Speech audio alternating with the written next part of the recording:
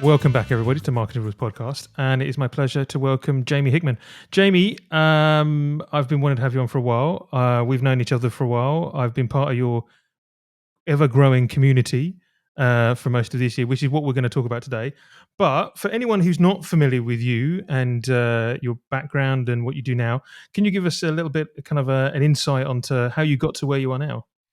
Do you know, it's harder and harder to do that intro because I'm juggling so many different things and trying so many different things. I think way back when I was in search, the elevator pitch would be, I'm a legal and compliance headhunter, or I'm, in executive search for financial services. Um, but essentially now I'm a community manager and I'm talking to people across the whole supply chain of hiring, from the job seeker through to the employer, and all the different people services in between, the SME, infrastructure support, and particularly the technology support as well. So, who am I and what do I do? I'm still figuring that out. Hopefully by the end of the year I have a clearer answer. But right now I'm a community manager.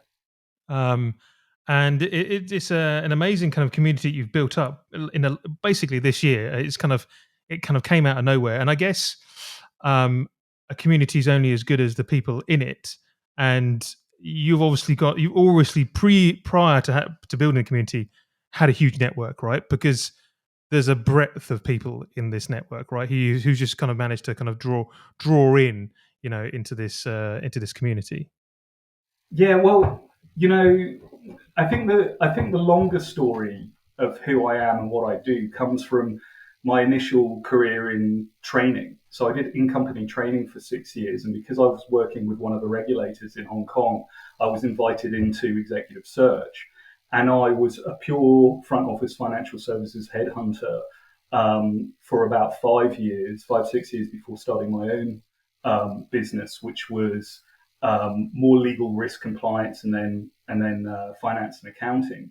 But the difference between being based in a place like Hong Kong and covering Asia, and being based in a place like London and covering the UK is this mono jurisdictional approach versus a multi jurisdictional approach, where essentially my network had to be Dubai through to Beijing, down to Tokyo, round the corner to Sydney, up to Singapore, and sort of back again. So you end up with a really, really broad network and understanding of different people in different cultures in different places. And so, I naturally built that up over time, as you do when you're in search. And, it's natural to me. It's normal to me. A lot of people say, Jamie, you've got this global network, but it was never not a global network to me. And so I'm doing what I know. There's no great trick or secret. I'm just doing what I know. So we should explain to everybody listening that this community is called Search Markets, right? I mean, it's gone through a few different iterations. So why don't we kind of go back to the beginning and what was the thinking around starting this community in the first place? So I sold my business 4 years ago. I had a non-compete for a year. Halfway through that non-compete, COVID happened. And then I had my global network calling me up, whether they were, candidates or ex-clients, industry competitors, saying, what are you hearing? And then what are you hearing turns into, what would you do in my situation? And so, just from a community perspective, I started connecting job seekers with the right headhunters.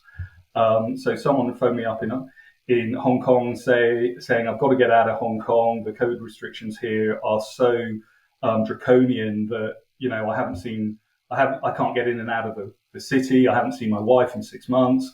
I've got to get down to Singapore. Do you know any good executive search professionals in Singapore? Yeah, I do. Here's a list of 10. And so you start building up this network that you already have. But because so many people are asking the same questions again and again and again, I started to produce lists. Because again, I come from a research-based executive search background, which meant that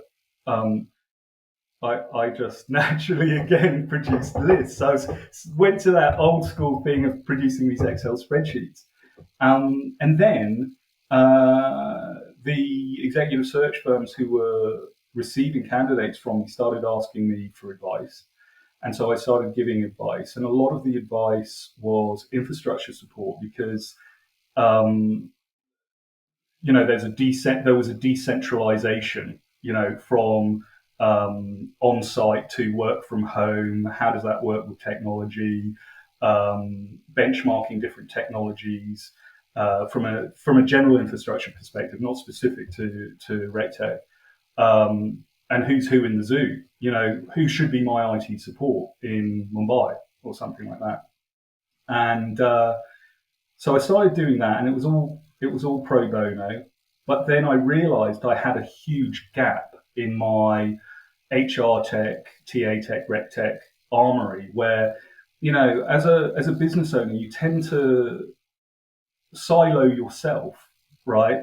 If it ain't broke, don't fix it type of approach, and you end up on the same ATS CRM for 10 years, and you end up using the same external marketing people for 10 years, and the list goes on. Where in reality you should be reviewing these things every 2 years.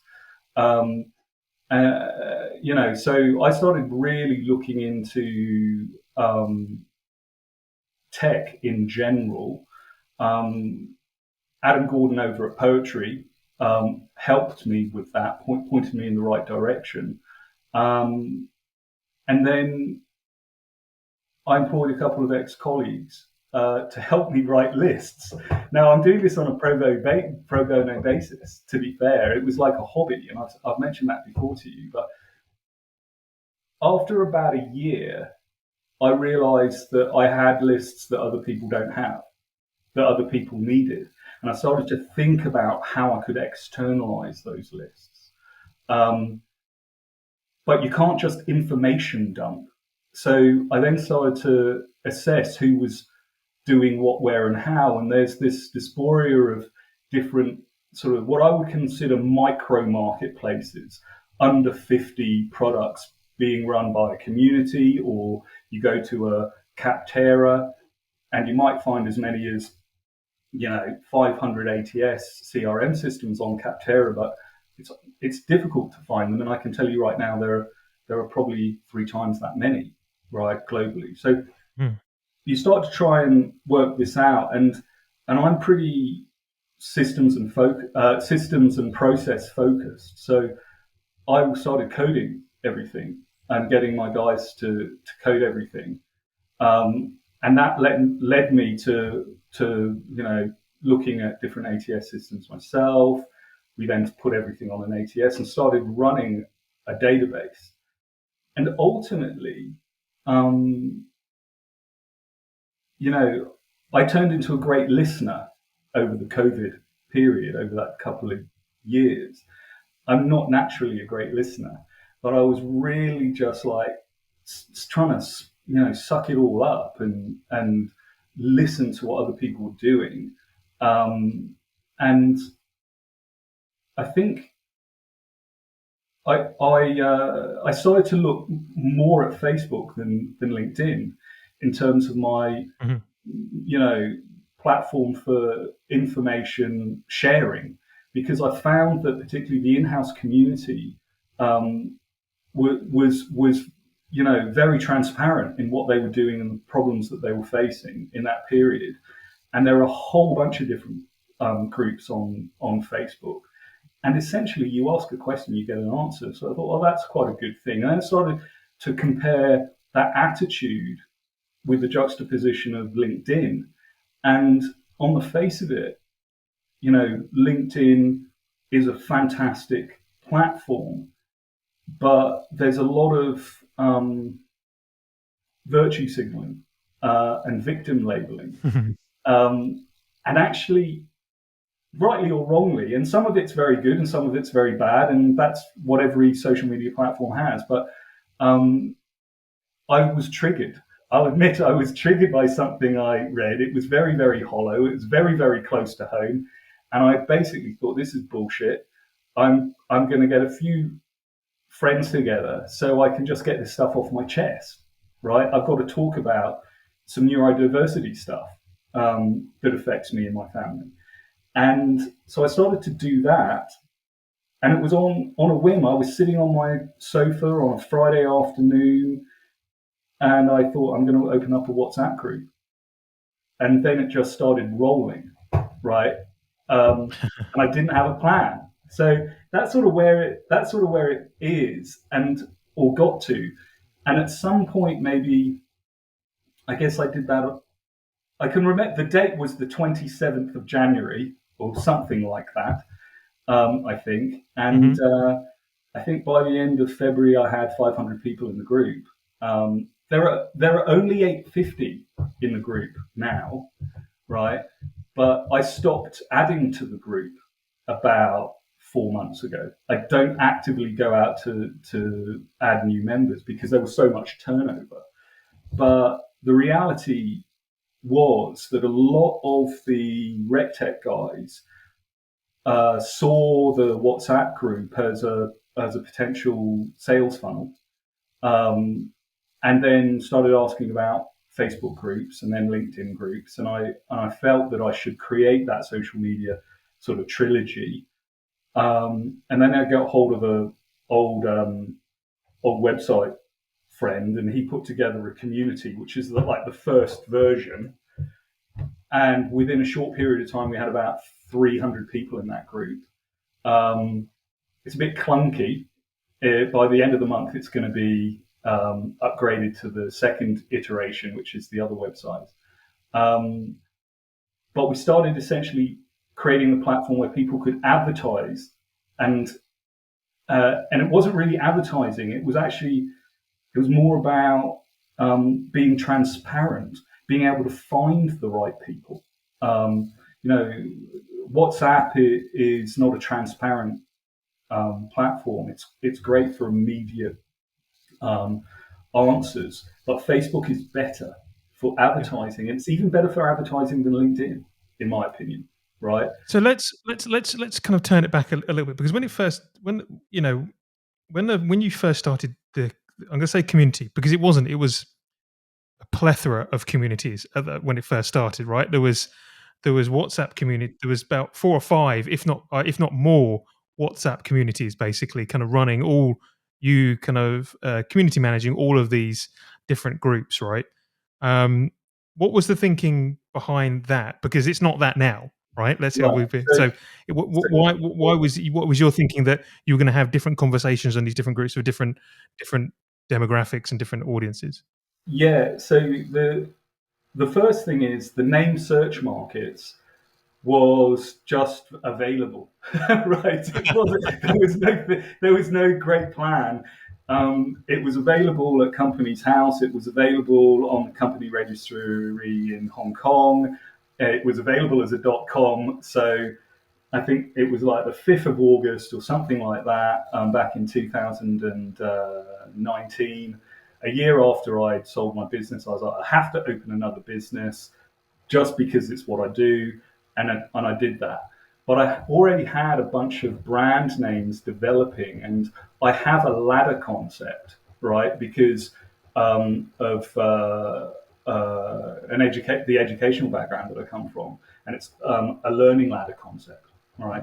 Now, I came up with all these different names for segments of the supply chain. And it was like Talent Hacker for RecTech. And it was Hmm. like Solo Searcher for individual recruiters running businesses. And then it was, I don't know, Search Scaler or something. I mean, like they were mental. Okay, they were. Some of them were great names, but some of them were absolutely terrible. And what happened was, I grew that out to try and get big segments of the supply chain in, and it got to like 25 different subgroups. And you know what? I had a lot of fun doing it, but it was an awful idea, right? Because what was in my head wasn't easily transferable to other people.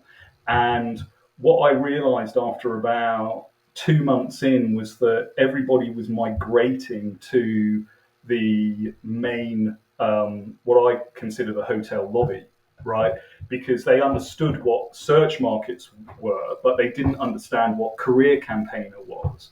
Um, which is meant to be was at the time meant to be job seekers and stuff like this. So I came up with all this stuff, and it wasn't transferable. So I was trying lots of different things, and this was the amazing thing about WhatsApp. It is just, if you wanna try communities, open a WhatsApp group and just start plugging away, because you'll soon find your tribe, right? The people that are sticky are in for the journey. They're not necessarily in for the messaging, right? They want to be part of the community, and they want to come up with different ideas themselves and drive the communities themselves, right? So that's what was being done with the WhatsApp group. It was a sandbox, right? Um, and we expanded and contracted the number of subgroups until we got to a core of about 15, actually. And then we started opening websites. Um, but immediately when we started opening websites, I realized that the concepts weren't transferable, right? And so within a week, Talent Hacker got changed to Search Markets Technology, right? And we sort of rebranded at that stage. Now, it's sort of a, heart in your mouth type of situation when you do that, because you lose people in the community each time you make a change, right? Um, so, but you see, I had, believe this or not, I wasn't that vested, right, at that point. Like, in the sense that, I wasn't vested in the branding or the concepts or, exactly what I was trying to achieve. And we'll get to what I am trying to achieve, much later on. But I was like, I've got to just try different things and talk to people about lots of different things, because I may not have the opportunity to do this again, you know. So So let's talk about those different kind of communities on different platforms then, because you've got we've now got the WhatsApp group or groups. Yeah, not many of them now, a lot less than there were. You've got the website, you've got the Facebook group as well, right? yeah, What is it? Do they all now have a slightly different purpose? Do they have different people in each, or is it the same people in each, but some lean more towards using WhatsApp than they do to Facebook or to the website? How and what and then we'll get onto your vision for all of that as well. So yeah. how is the communities working on those first? Yeah, so it's actually about adoption. When you reach out to somebody and say we only do WhatsApp, 50% of the world says I don't do WhatsApp, right? Mhm. America doesn't do WhatsApp in the same way that Europe does. So within a few weeks, you find, okay, I've got to come up with different options for capture. And so I opened Facebook quite early, because I'd seen that model over the past sort of 18 months work really, really well. So it was WhatsApp and Facebook. Now, in terms of community, LinkedIn groups is not very good, right? Mhm. I it's essentially like the group is like a Twitter feed. It's like a clunky WhatsApp, right? And so while I had communities that were separate people, and there are almost 1,300 people on the Facebook group, and now almost 900 people on the WhatsApp. There are still only about 500 in the LinkedIn group, and I don't push it, but I feel I have to be there, right? Because if I'm not, people ask, "Have you got a LinkedIn group?" And then they go in, and it's quiet. So Mhm. but they stay. So that the capture for the LinkedIn group is very very high if people join. Um, but in terms of the content, um, people want to produce on the LinkedIn mainstream platform, their own platform, more than within someone else's group. They actually don't understand, and this is a teaching moment for people who use LinkedIn. They don't understand that their feed doesn't reach the people in these groups all of the time because they're third connections. So if you find a group that has 10,000 people in it or 100,000 people in it, and I know groups that, recruiter.com has 1 million people in it, I think. The you are going to create a funnel within LinkedIn that you wouldn't normally create, but just by posting on your own personal feed and your company feed, because the reach is greater. But again, it's like Twitter. So I've literally spent time watching some of the bigger groups, the Indian groups, in fact, and like something's coming in every 30 seconds. So you've got you know a very short window in order to Which spread is the too much, message. though, right? I mean, it must be said that your groups they go through flurries, right? Don't they? They seem to kind of I think it's almost at the right manageable level as it sits. I've been members of some of those kind of bigger groups, especially on Facebook, where it's just ticking over. Literally every something there's something. I mean, it's like, well, there's no way you're going to get heard within the noise, right? If you're going to put a question in, or you want to advertise something, or you want to promote something, or you want to do something, you just get kind of lost in there. Again, What I some think. of, some of these groups are really, really very focused. And big shout out to Toby Colshaw at Talent Intelligence Collective, because I think of all, and I know loads. I mean, there are so many communities that I have gone in and out of, but his community is probably the most focused. It's the most niche. But if you are into that subject matter, it is the only group that I know of, right? That really looks at talent intelligence, and it's really, really informative as a result. Um, there are other members within search markets that run their own communities, and another guy is Eden Haddock at Rubber Band down in Australia. His is Australia focused, but again, I get a lot out of that community because you know they are very cohesive. They genuinely like each other, right? And this is something that comes up occasionally, within all communities where you get people at loggerheads. The guys down at Rubber Band are extremely helpful people, and so those two communities in particular, I aspire to be a little bit more like, where the information is more pertinent, right? And the community feel is more inclusive.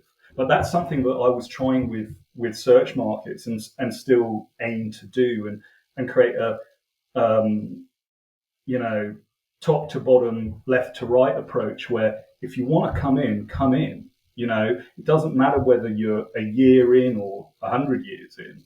It doesn't matter whether you've been running teams forever. Everybody contributes, and this is different to many of the groups, to be fair, where you're screened out. And this goes to this public or private group, or open or closed communities and networks, which I run open communities. To be very honest, hopefully by the end of the month, I'm going to be running a closed network on something. But you know, Hireful at sub 1,000 is another great group, especially for in-house people. Um, they're obviously selling a product, but sub 1,000 is very informative. What's the other one? The talent community, right? They use Slack, for instance. It goes to different things. I was asking about Slack in the in the in-house subgroup on my platform recently, because more in-house talent acquisition people use Slack at work, which means the communities that use Slack have a higher level of capture for um, those communities or those people. I mean, uh, and so So this you this know this feels like a good kind of point to kind of talk about the future of search markets, and where you kind of aspire to be, because it's gone through just within the last kind of 9 months. It has gone through major changes, right? Basically on which on how they use the platforms, the amount of people, the type of people, the conversation. So where do you see it going? now you brought up community versus network a long while back, right? And there was a Yeah. little bit of chat, and it's still something that comes up in my mind on a daily basis. And I think the question actually gets boiled down to value a lot of the time, value and cost. And there's an equation around time as well, right? Um, there are members who don't value a community as much because um, it's not as focused for them, and then they don't invest in the community. There are members that do invest in a community because it's very easy for them. They don't have to spend a lot of time on it, right? But there's a question around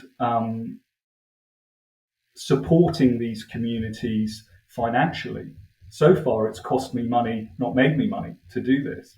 The idea wasn't to make loads of money or anything like that, but in order to develop these communities' technology platforms, you have to invest certain amounts of money, which is why firms look towards, or companies, community managers look towards free platforms like LinkedIn, Facebook, WhatsApp. Then they start looking at, Mighty Networks, Notion, Circle. I mean, there are a myriad of them now. And then start to look at their own website communities and something that's more bespoke. Now, I'm still very, very focused on externalizing my database, which is unique, so that people can use it for free. In order to do that, I need some people to pay for advertising space. So I've created dynamic websites.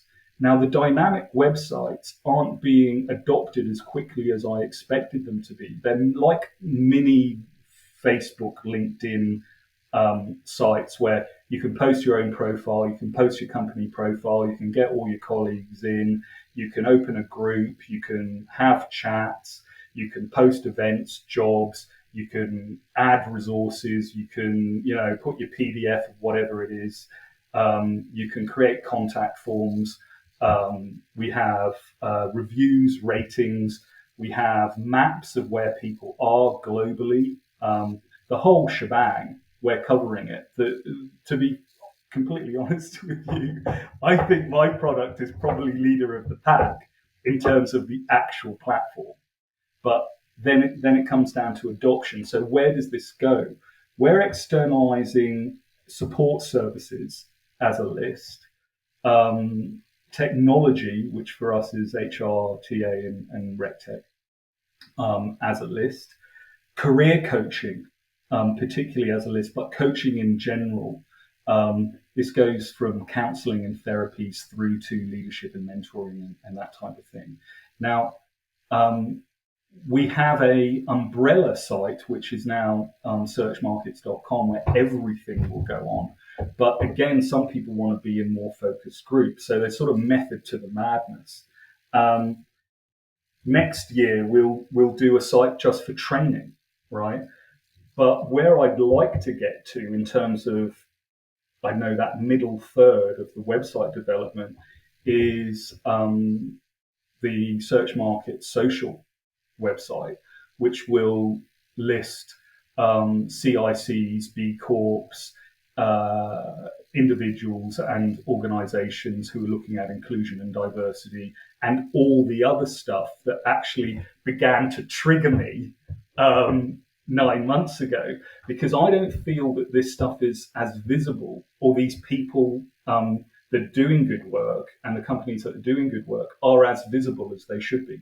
I think they're having to fight really, really hard in the quagmire of social media to get their voice. And what happens a lot of the time, just as an aside, and you know this obviously, but the social media platforms are designed to amplify whatever messaging you put in, right? But because everybody's in the same game, the noise of this amplification becomes extraordinary. And so now what you're finding is micro communities, microsites peeling off Facebook and LinkedIn and Instagram, what have you, because they want a less crowded market. And for me, in terms of the website stuff, that's what I'm trying to do. Create a place where you can find people, create a place where you can find information. Instead of having to instead of having to learn Boolean strings, right? And there are some great people, and I won't make a negative comment about Boolean strings because we've got some great people in the community who are amazing Boolean strings trainers. But Christ, are we really talking about training job seekers on Boolean strings to find jobs? This is nuts. This is like, there's got to be a better way, right? So for me, there's a whole de-amplification process. I really want to get to the social impact stuff. It's going to happen in Q1 next year, but in between, there will be a Search Markets Network site where I will truthfully work very, very hard on lead gen, right, for other headhunters, career coaches, people in support of those types of services, and the technology providers. Jamie, that is as fascinating. It's great to kind of hear about your kind of journey building these communities. I know everyone listening is going to kind of find that fascinating. We will obviously include all of your details in the show notes if anybody wants to reach out. We'll include some links to some of the kind of networks if anybody else wants to kind of join any of these networks. Jamie, for now, thank you very much.